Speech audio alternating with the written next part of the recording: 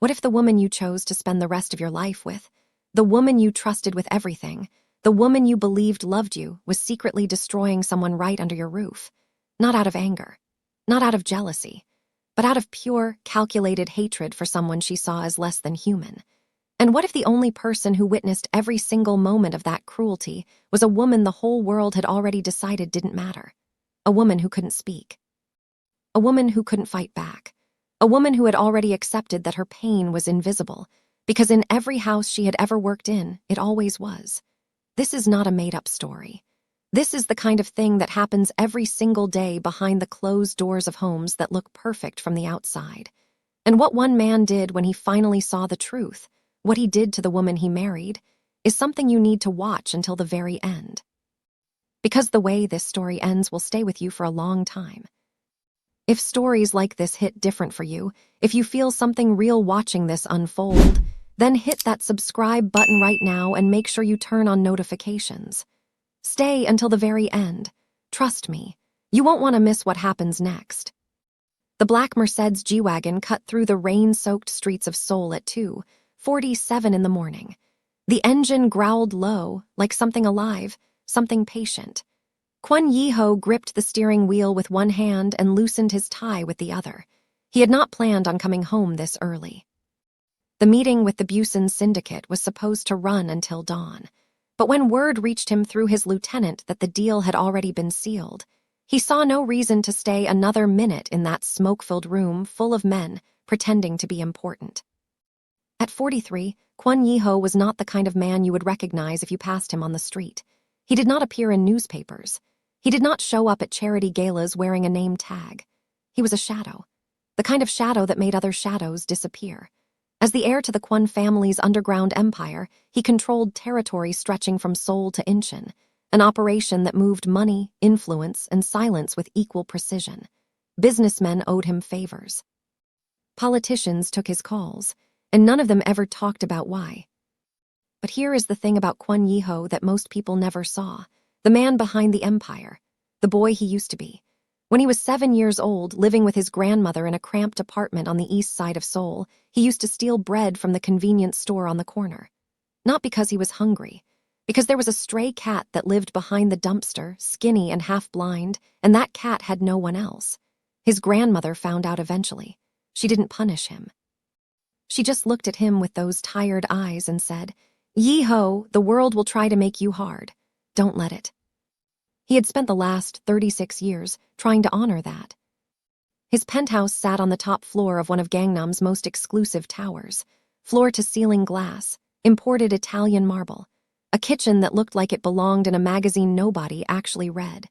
His wife, Choi Suon, had decorated every inch of it herself, and if you walked through that apartment, you would think it was the home of two people who loved each other deeply. Everything was perfect. Everything was polished. Everything was exactly where it was supposed to be. But perfection, Yi-ho was about to learn, can be the most dangerous disguise in the world. He stepped out of the elevator directly into the penthouse foyer. The apartment was dark, almost completely dark. The only light was coming from the kitchen, a thin golden line bleeding out from under the door like a secret trying to escape. He loosened his tie the rest of the way and moved quietly toward it. His footsteps made no sound on the thick carpeting Suon had imported from Milan. She had been very specific about that. She was always very specific. That was when he heard the voice.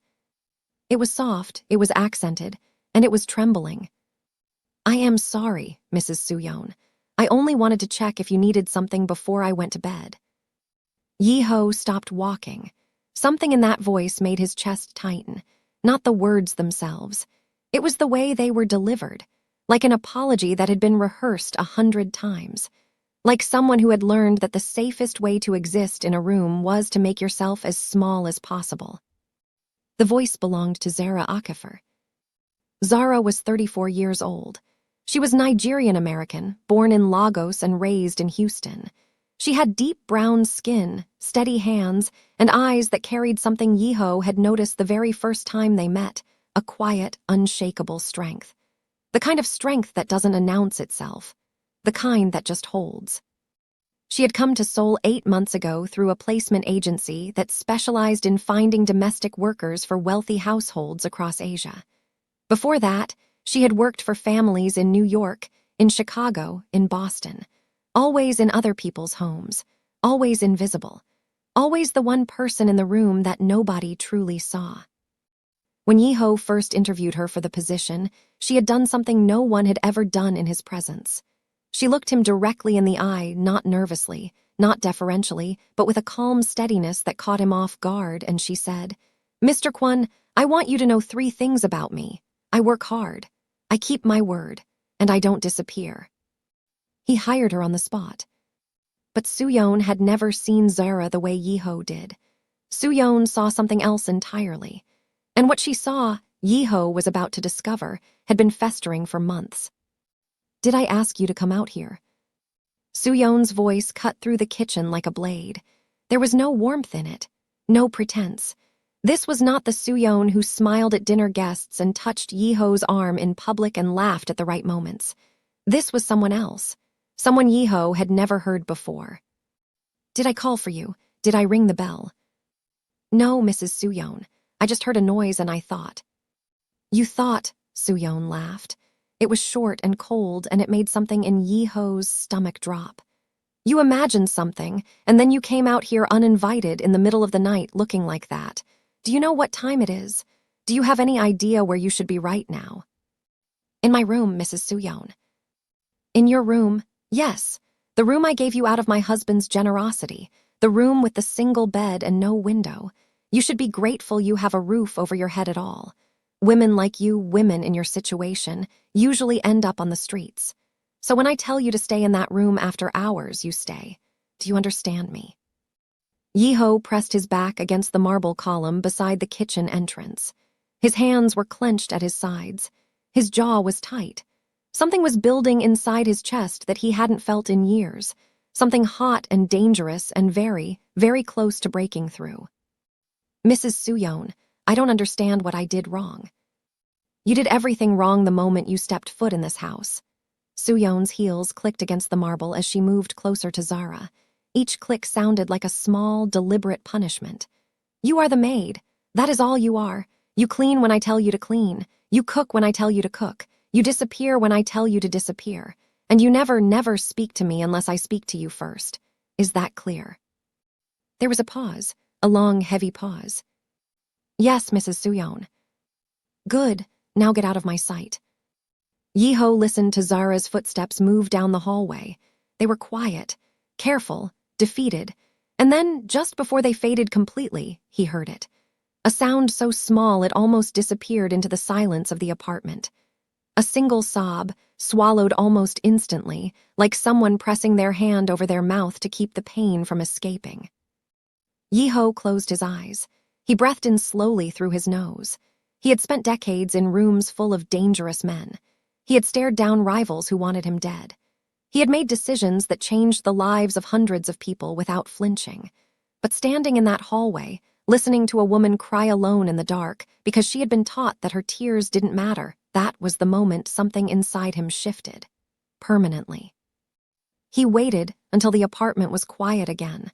Then he stepped into the kitchen. Suyeon was pouring herself a glass of wine. Red, expensive. She held it by the stem the way people do when they want you to know they know how to hold a wine glass. Her silk robe was tied perfectly at the waist. Her posture was relaxed, completely relaxed. The posture of someone who believed she was alone, who believed no one had heard a word. "Suyeon." She turned. And for just one fraction of a second, one tiny crack in the mask, something flickered in her eyes. Not guilt, not shame, calculation. Her brain was already working, already building the story she was going to tell. Then the mask snapped back into place like it had never moved. "Yi-ho," she smiled. The same warm, practiced smile she gave him every morning.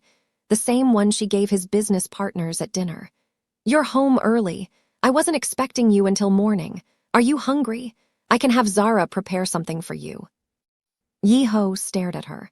He studied her face the way he studied people he was about to destroy.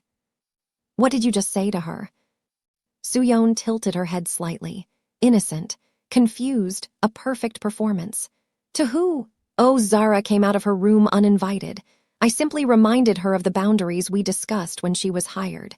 You know how it is, Yeho. Household staff need structure. Without it, things fall apart. You called her women like you. What exactly did you mean by that? Suon waved her hand dismissively and took a long sip of her wine. I don't remember the exact words. It was a simple correction. She'll be fine by morning. Now stop worrying about the help and come sit down. You must be exhausted. Yeho said nothing. He turned and walked toward the security panel near the main entrance of the penthouse. It was a system Suon knew existed. She had been there when it was installed, but she had never once paid it any attention. In her mind, cameras and recordings were things that happened in other people's lives, not hers. He pulled out his phone, opened the app, pressed play. And what Kwon Yeho saw over the next 4 hours changed everything. The footage was organized by date. He started 3 months back and worked forward, one recording at a time. Each one was worse than the last. Each one revealed another layer of something that had been happening right under his nose, in his own home, while he was busy building an empire and believing his life was exactly what it appeared to be. He watched Suon tell Zara, calmly and without emotion, that she was not allowed to eat at the dining table. Ever. Not when guests were present. Not when the apartment was empty. Not under any circumstances. Zara was to eat in the storage room, alone, whatever was left over from the previous night's meal. He watched Suon assign Zara cleaning tasks at 5 in the morning, before dawn, before the sun came up, so that by the time Suon woke at 9, every surface in the penthouse was spotless, and there was no visible evidence that anyone other than Suon had been awake for hours. He watched Suon find a letter Zara had written to her mother in Lagos, a simple letter handwritten, folded neatly, and tear it into small pieces, one by one, slowly, deliberately, dropping the pieces into the trash while Zara was in the next room and couldn't see. Each one hit Yeho like a blow, but it was the recording from 3 weeks ago that stopped him cold. He had been in Japan for a business summit. Suon had hosted a dinner party that night for the wives of several associates. What Yeho didn't know, what he was only now learning, was that Zara had spent 3 entire days preparing for that dinner. Not because Suon asked her to. Because Yeho had mentioned, casually, during a phone call weeks before, that he missed home-cooked food. That he wished someone would make something with real heart in it when he got back. Zara had heard him say that, and she had remembered. She spent 3 days perfecting a recipe, a Korean-Nigerian fusion dish that blended the flavors of both worlds in a way that was unexpected and beautiful. She set the table herself. Fresh white lilies in simple glass vases. Clean linen napkins folded with care. Candles placed just so, the kind of quiet, thoughtful arrangement that took hours to get right and looked effortless when it was done. The recording showed Suon walking into the kitchen that evening, 1 hour before the guests were supposed to arrive. She stopped in the doorway. She looked at the table. She looked at the flowers. She looked at everything Zara had done. And then she spoke. "What is this?"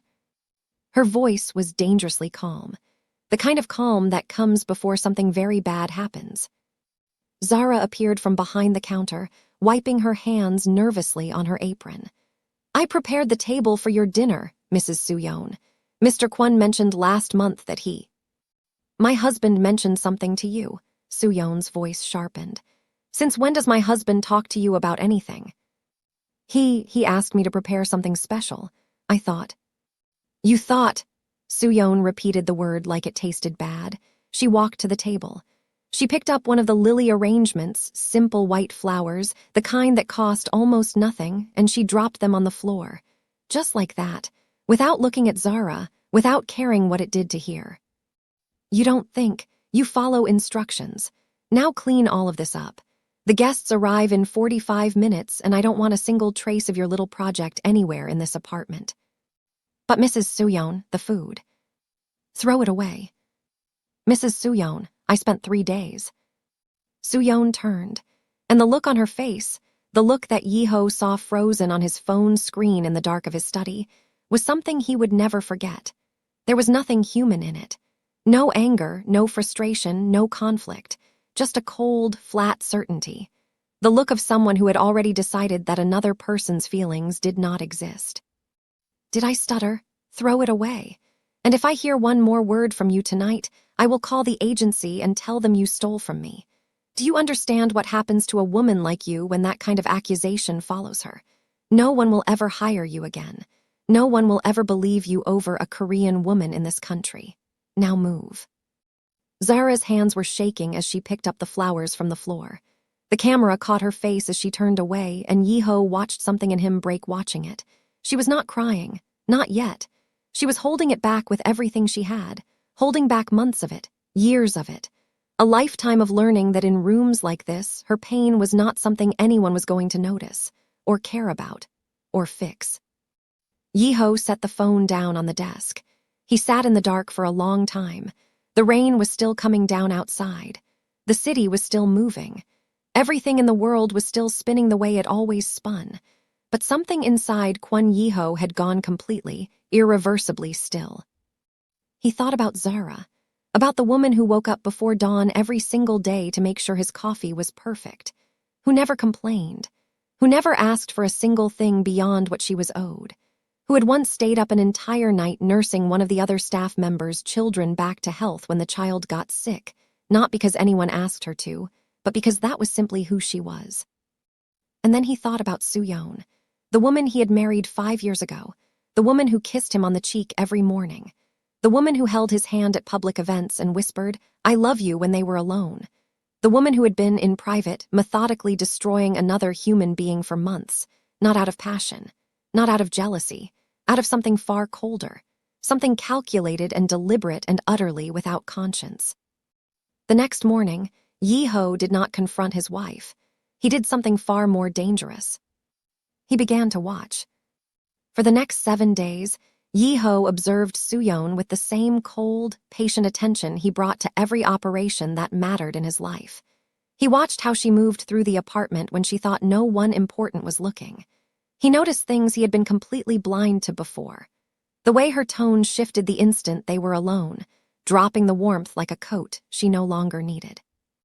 The way she looked at Zara, not with irritation, not with impatience, but with a contempt so casual, so deeply rooted, that it seemed to come from somewhere far older than this marriage, this house, this life.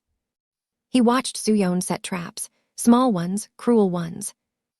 One morning, she told Zara to polish the kitchen counters using a specific cloth, a cloth that Yi-ho later confirmed was meant for bathroom tiles and would leave streaks on marble no matter how hard you worked. When the counters came out streaky, Suon called Zara into the living room. 2 of Yi-ho's business associates were sitting on the sofa, drinking tea, making small talk. Suon didn't lower her voice. She didn't hesitate. "I honestly don't know why I keep her," Suon said, gesturing toward Zara with a wave of her hand. "She can't even clean a counter properly. It's embarrassing." The 2 men shifted uncomfortably. One of them cleared his throat and changed the subject. Nobody said a word to defend Zara. And Zara didn't argue. She didn't defend herself. She didn't look up. She simply bowed her head slightly and said, in a voice so quiet it barely carried, "I am sorry, Mrs. Suon, I will do better." Then she turned and walked back into the kitchen. Yi-ho followed her 20 minutes later, after the guests had left. He found her sitting on the floor beside the refrigerator. Her knees were pulled up to her chest. Her arms were wrapped around them. She was breathing slowly, deliberately, the way someone breathes when they are using every ounce of strength they have left just to keep themselves from coming apart. She didn't see him standing in the doorway, and he didn't let her know he was there. He just watched, and he memorized, and he felt something harden inside his chest that was not anger anymore. It was something quieter, something with teeth. That evening, Suon left for a charity event. The moment the door closed behind her, Yi-ho walked to Zara's quarters at the end of the hallway. He knocked softly. When she opened the door, the first thing that hit him was how small the room was. Barely big enough for the single bed, a dresser, and a wooden chair. There was no window. The only light came from a bare bulb hanging from the ceiling. No shade, no warmth, just light. "Mr. Kwon," Zara straightened immediately, 8 months of training taking over before the rest of her brain could catch up. "I didn't expect you. Can I get you something? Water, tea." "Sit down, Zara." She hesitated. Then she sat on the edge of the bed, her hands folded in her lap, her back straight. Her eyes lowered just enough to show respect, but not so much that she couldn't see his face. The posture of someone who had spent years learning exactly how much space she was allowed to take up in a room. Yiho pulled the wooden chair closer and sat directly across from her, close enough that she couldn't look away. "How long has this been going on?" he asked. Zara's eyes flickered. Something moved behind them, surprise, maybe, or fear, or something rarer and more painful than either. The fragile, terrified hope that someone had finally noticed. "I'm not sure what you mean, Mr. Kwon." "Yes, you are. How long has my wife been treating you this way?" "For a long time," Zara said nothing. Her fingers tightened around each other in her lap. Yiho could see her weighing every possible response, calculating the risk of honesty against the cost of silence. When she finally spoke, her voice was barely above a whisper. "Since the first week, Mr. Kwon, but it is not unusual. In many of the houses I have worked in, the wife does not see me as a person. I have learned to accept it." "You should not have to accept it." Zara looked up at him, and for the first time since he had known her, the composure she wore like armor, that quiet, unshakable steadiness, cracked. Not completely, not with tears or outbursts, just a slight trembling at the edges, a hairline fracture in something she had spent a very long time holding together. "With respect, Mr. Kwon, acceptance is how I survive." Her voice was steady even as her hands were not. "It is how women like me survive in houses like this. We don't have the luxury of fighting back. We have visas, we have contracts, we have families who depend on the money we send home every single month. If I complain, if I say one word, I lose everything. My job, my visa, my ability to take care of my mother back in Lagos, so I accept, and I keep going. Because that is the only choice that has ever been available to me." Yiho nodded slowly. He understood survival. He had built an entire empire on the back of it, but survival was supposed to protect the things that mattered to you, not eat them alive. "I'm going to fix this," he said. Zara shook her head gently, almost sadly. "Mr. Kwon, please, do not put yourself in trouble for me. Mrs. Suon is your wife. I am no one. I am just the help." "You are not no one, Zara." He stood up and left before she could respond, but her words stayed with him long after the door closed, especially the way she had said, "women like me." Not with bitterness, not with anger, with acceptance, as if there were a whole category of human beings on this earth whose suffering was simply built into the way the world worked. And everyone had agreed to pretend it wasn't there. Over the next 3 days, Yiho moved fast, quietly, with the same surgical precision he brought to every deal that mattered. He called Park Jae-yeon, his personal attorney, a sharp, uncompromising woman who specialized in criminal defense and family law and had never once lost a case she believed in.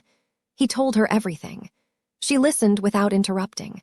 When he finished, she said 2 words: "Send everything." He called Lee Sung-min, a former intelligence operative turned private investigator who had worked for the Kwon family for years and had never once leaked a single piece of information to anyone. Lee was the kind of man who could find out what someone had for breakfast 3 weeks ago if he needed to. Yiho needed him to find out everything. And quietly, carefully, without triggering any alerts on Suyeon's accounts, he began moving money. Not large amounts. Nothing that would catch her attention. Just enough to make sure that when the moment came, every piece of evidence was preserved, documented, and airtight. Suyeon noticed nothing. She continued her routine with the same effortless confidence she had always carried. The morning skincare ritual that took 45 minutes, the afternoon shopping trips to Cheongdam-dong, the evening social events that kept her name circulating in the circles that mattered to her. She continued to treat Zara as though she were a piece of furniture that occasionally malfunctioned and needed to be reminded of its place. On the 4th day, everything changed. Yiho was in his study, reviewing documents, when Suyeon appeared in the doorway. She was dressed perfectly, as always.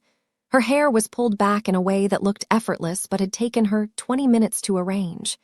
She held a cup of tea in one hand and a printed document in the other. "Yi-ho, come sit with me. I want to talk to you about something." He followed her into the kitchen and sat across from her at the island counter. She set the document down between them and wrapped both hands around her tea. "I've been thinking about Zara," she began. Her voice was gentle, concerned, the voice of a wife looking out for her family. "And I don't think she's working out." "What do you mean?" "She's been making mistakes, Yi-ho. Small things at first, burning the rice, forgetting to set out the guest towels before your colleague came on Tuesday.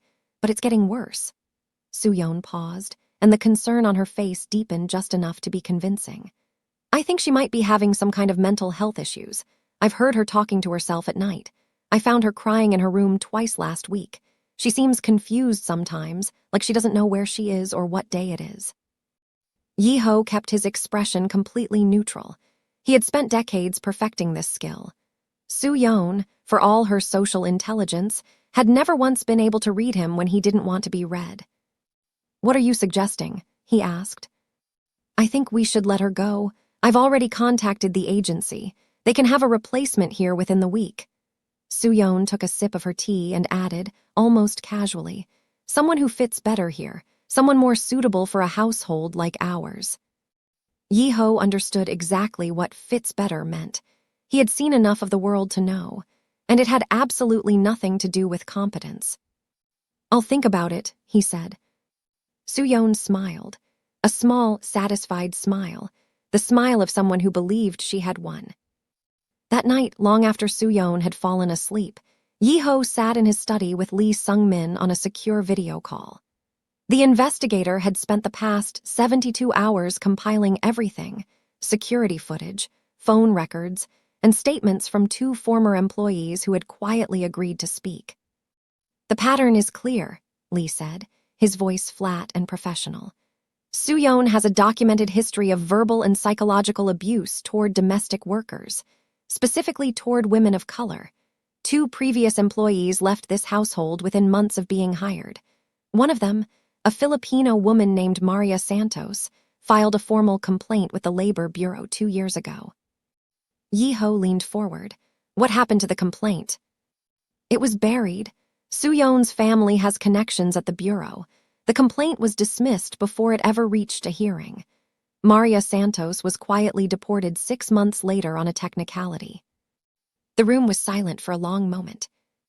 Yi-ho thought about Maria Santos, a woman he had never met. A woman whose pain had been erased so completely that not a single trace of it remained.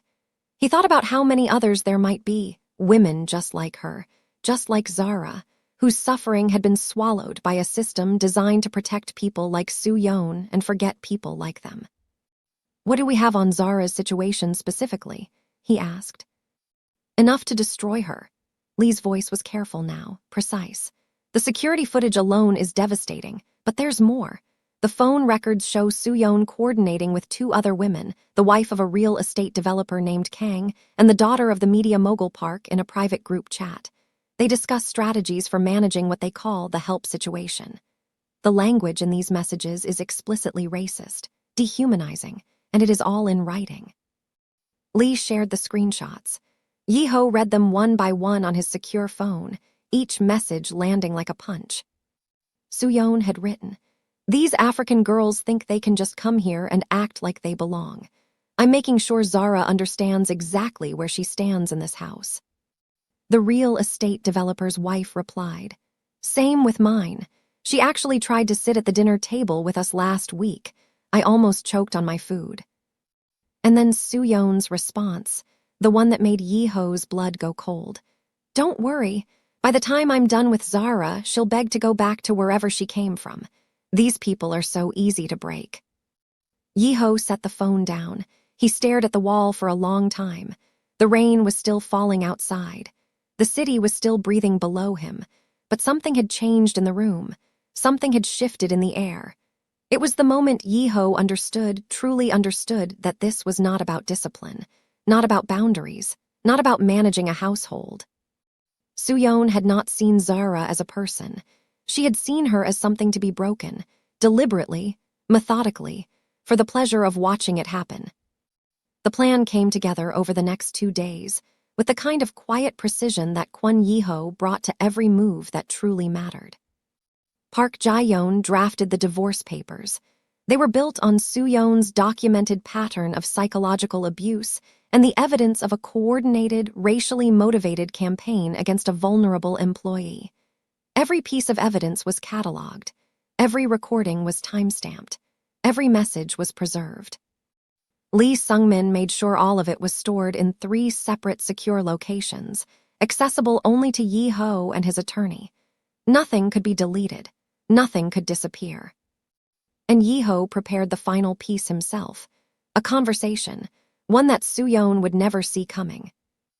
On Thursday evening, Soo-yeon hosted a small dinner at the penthouse.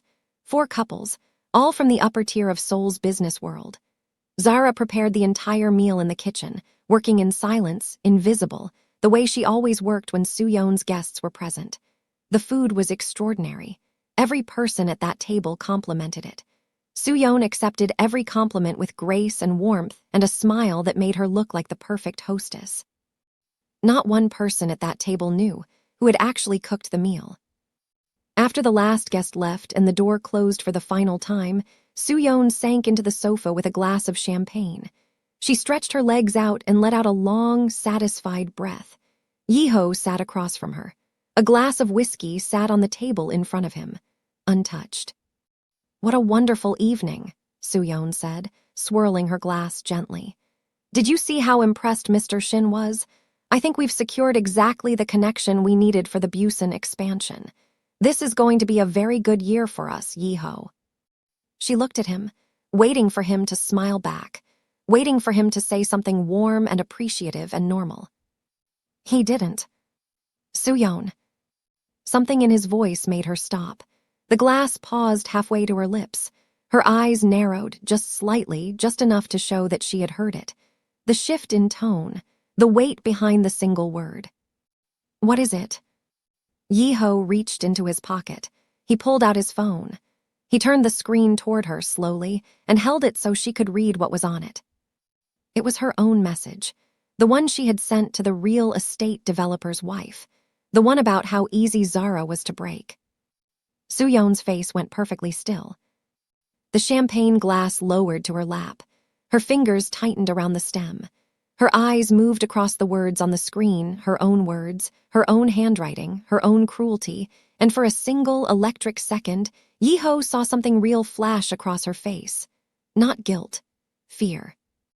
Then it was gone. "Where did you get that?" Her voice was calm, controlled. But underneath it, something was working fast, recalculating, searching for an exit, trying to find the angle that would let her spin this into something survivable. "It doesn't matter where I got it. What matters is what it says. And this," Yi-ho swiped his finger across the screen, "is only the beginning."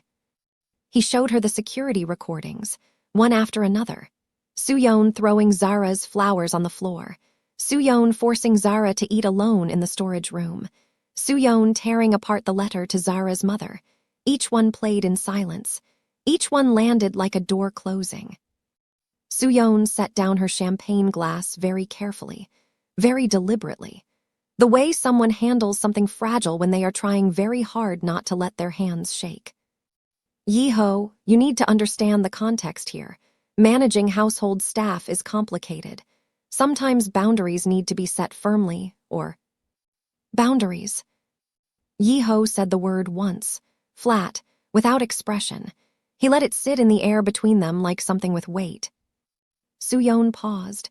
Then she tried again, her voice shifting into a gentler register, more careful now, more measured. "Yes, Zara has been difficult since day one. She tests limits constantly. I am simply maintaining the standards of this household. You hired her, but I manage her. That is how this works, Yi-ho. You told her she was not allowed to eat at the dining table. You made her sleep in a windowless room with no heat. You threw away a letter she wrote to her mother. You threatened to destroy her career if she ever spoke up. And you coordinated with other women to plan how to systematically dehumanize her." Yi-ho listed each one slowly, deliberately.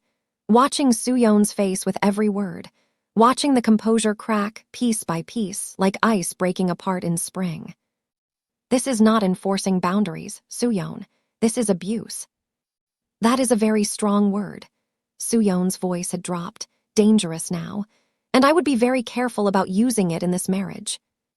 It is also the word that is going to appear in the divorce papers. The silence that followed was the loudest thing Yeho had ever heard in his life. Suyeon did not move. She did not blink. She sat perfectly still on that sofa, the sofa she had picked out herself, in the apartment she had decorated herself, in the life she had built so carefully around the image of perfection, and she stared at Yeho as though she were trying to find the crack in his resolve. The weakness, the bluff. There was none. Divorce, she said.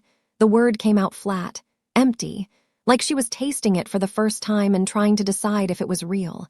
Over a maid. Over the kind of person you are, Yeho said. The maid is simply the evidence. Suyeon stood up. She began to pace. Her bare feet were silent on the marble. Her arms were crossed tightly over her chest. Her mind was moving fast. Yeho could see it in her eyes, the rapid calculations, the desperate search for leverage. You are not thinking clearly, she said. Everything we have built, the connections, the reputation, the social standing, all of it depends on this marriage holding together. You want to throw all of that away over some sob story about a Nigerian cleaning woman. I want to throw it away because I married someone I did not know, and now I do.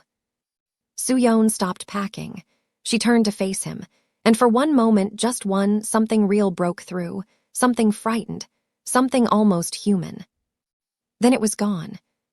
Fine, she said. Her voice was steel now, cold and hard and utterly without warmth. But you should know that I have connections too, Yeho, connections that don't show up in courtrooms. And if you think, I know exactly what connections you have. Yeho's voice was quiet, the quietest it had been all night, and that was what made it dangerous. I have known about them for longer than you think. Every threat you make from this point forward will be documented and added to the evidence already in my attorney's hands. Park Jae-yeon is very good at what she does, and the Labor Bureau connection your family used to bury Maria Santos's complaint. That has already been reported to the prosecutor's office. Suyeon's face went white. Not pale, not flushed, white, the color draining out of it all at once like someone had pulled a plug. Maria Santos, she whispered. Yes, and the two other women before Zara, and every message in your group chat. All of it, Suyeon, all of it is already on record. There is nowhere left for you to go. Suyeon sat back down, slowly. The way someone sits when the ground has moved beneath them and they are no longer entirely sure it will hold. For the first time in their marriage, for the first time in her entire carefully constructed life, Kwon Choi Suyeon had run out of moves. The divorce was finalized 6 weeks later.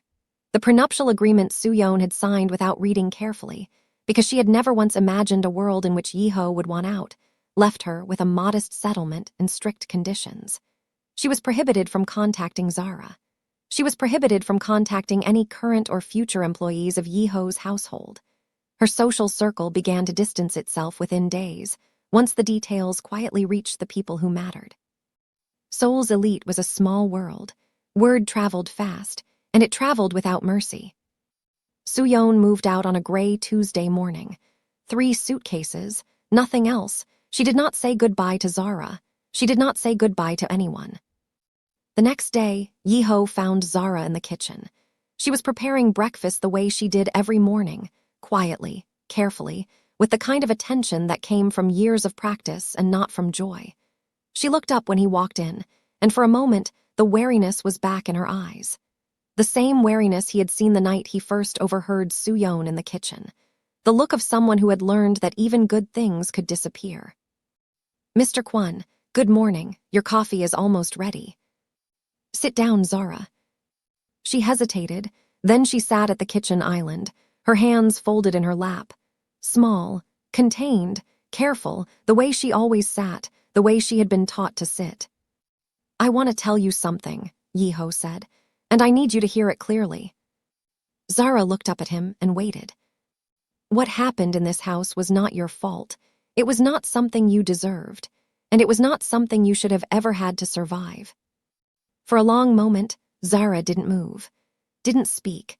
She just sat there, absorbing the words, turning them over, testing them against everything she had been told her entire life about what she was worth, and where she belonged and how much space she was allowed to take up in the world. Then something broke, not loudly, not dramatically, just a slight trembling of her lower lip. A slow, deep breath, the kind that releases something you have been holding inside your body for a very long time. Something that has been waiting in the dark for someone to finally say out loud what it felt like. "Thank you, Mr. Kwon," she said. Her voice was barely a whisper. "No one has ever said that to me before." Yi-ho nodded. "I have set up a fund in your name. It is not charity. It is what you are owed for the months you spent in this house being treated as though you were less than human. It is enough for you to go back to the United States, start over, and never again have to take a job out of desperation. What you do with it is entirely your choice." Zara stared at him for a long time, and Yi-ho watched something shift in her expression, not gratitude, though gratitude was part of it. Something deeper, something quieter. The slow, fragile, terrifying beginning of believing that the world might contain more than what she had been shown. "I don't know what to say," she whispered. "You don't have to say anything. Just know this, what you told me that night in your room about how women like you survive by accepting things. I need you to understand that you don't have to accept it anymore. Not here, not anywhere, not ever again." Zara pressed her lips together. She held herself together the way she always had, with discipline, with silence, with the quiet strength that had carried her through every single room she had ever been made to feel invisible in. But this time it was different. This time she wasn't holding herself together to survive. She was holding herself together because she was beginning, for the first time in a very long while, to believe that she might actually be okay. 6 months later, Zara Akhafer returned to the United States. She settled in Atlanta. She used the fund Yi-ho had provided to open a placement agency, one built on a single, unshakable principle. She named it Dignity First. Within a year, it had become one of the most respected agencies on the East Coast, specializing in connecting domestic workers with employers who saw them as human beings. Not as furniture, not as ghosts, as people. Yi-ho heard about it through a mutual contact. He smiled, quietly, privately, the way men like him smile when something good enters the world and no one is watching. Suon, for her part, disappeared into a smaller life in a less fashionable part of Seoul. She was largely forgotten by the social world she had once ruled. She had not changed, but she had learned something Yi-ho had intended her to learn from the very beginning. That power without conscience is only borrowed, and that the people you choose to look down on are often the ones holding the mirror up to exactly who you are. And if this story made you feel something, if it stayed with you, if it made you think about the way we treat the people the world tells us to ignore, then hit that subscribe button right now. Share this with someone who needs to hear it. And remember this, the way we treat the people no one is watching us treat is the truest measure of who we really are.